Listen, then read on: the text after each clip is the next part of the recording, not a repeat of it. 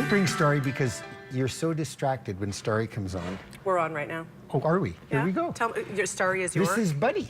This is Buddy, and this is Dr. Sandy Jamieson. Anyways, your kitten's name is what? Starry. He's the little white one that came on with the blue eyes last time. That's right. This is Buddy, though. Let's go in for your close-up. So he's wearing a harness today, and he's not used to it, but he seems to be handling it quite well. He's handling it very well. It's the first time he's had it.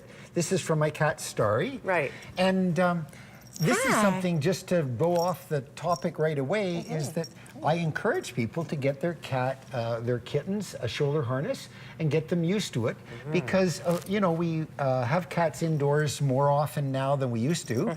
And this is a way that you can take him outdoors, you can go in the backyard, he can sniff around, and that's environmental enrichment, which is important for all cats, indoor cats especially, because when a cat goes outdoors, there's all sorts of things that are exciting. They hear things, and that's an enriched environment. But when they're indoors, it's not. Sure. And so on our website, you can go there, and we've got a links bar that takes you to environmental enrichment issues. And so this is environmental enrichment at its best. You get him out there, he's looking, he's hearing, and it keeps him healthy. My girlfriend used to put her cat, look at how sweet that little kitty is. Isn't he? She used to put her cat on a leash and then attach the leash to a very heavy brick and then leave the cat in the yard. And then the cat couldn't go very far, right? As long as there aren't predators around. No, it was a gated yard. Oh, okay. So, you know, you can get around it that way, but also, tell me this, with a leash like this, did they eventually get used to it? Because I know if you just put this on an adult cat, they might be like, stop the train, I don't like this sensation, right? Yeah, so what you do is you put the harness on and let them just walk around, and they'll roll around at first and then they get used to it. But it's the leash that's the problem. And the trick on that is you put the leash on the shoulder harness and let them walk around just free. I had him in the green room here, just walking around, and he was fine with it. And then when they're used to it, then you pick up the leash and you start to walk with them, get them the feel of it. Well, it's Buddy. He seems pretty comfortable now. Yes. So we're going to talk about, we have some issues to talk about around preventative maintenance, spaying, neutering, all of that. Right, all those things. You know, what I like us to think about when we get a little kitten is how can we keep him healthy for as long as possible? And it's easy. Vaccination to protect against common disease. They need 2 vaccines as a kitten, and often people will take their kitten in to have a surgery or something. They'll have a first vaccine, and they don't come back for the booster. In that case, the kitten has no protection against common disease. Right.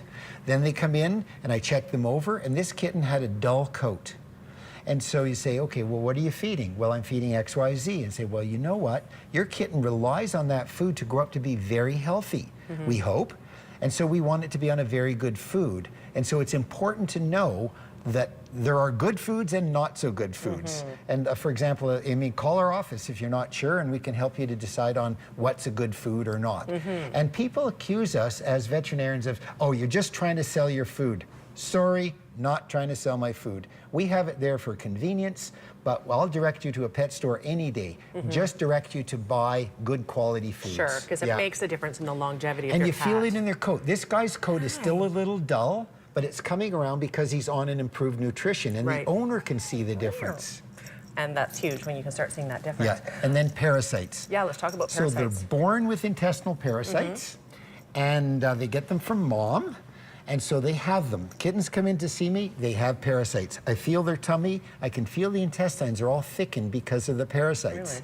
Really? Yeah. Sorry, we don't want to get it gross. No, not at all. But then there are very good dewormers available today. We deworm them on that first visit, they come back in a month for the booster, and we deworm them again, and that's it. And then if they're going outdoors, they're going to get more intestinal parasites. If they're going to stay, if they're going to be hunting, you know, like some cats go really outdoors, they're getting a lot of parasites. Let's finally talk about the last issue here. We only have a minute left. Spaying and neutering. A lot of people don't realize how expensive it can be because a lot of people go to the SPCA and it's included in the adoption fee. So we get a lot of calls. What do you charge to spay a cat or neuter a cat? And then say, oh, okay, well, you know, we're going to go to the SPCA because they're less expensive. And then the SPCA tells them that we've got this long waiting list. So we've decided that we're matching the SPCA prices. Okay. So you can have your kitten spayed or neutered at our hospital for the same price as the SPCA. And we're hoping that that'll help to relieve that backup. Yes. Because these kittens, when they don't get spayed or neutered, then they get into trouble, they have problems.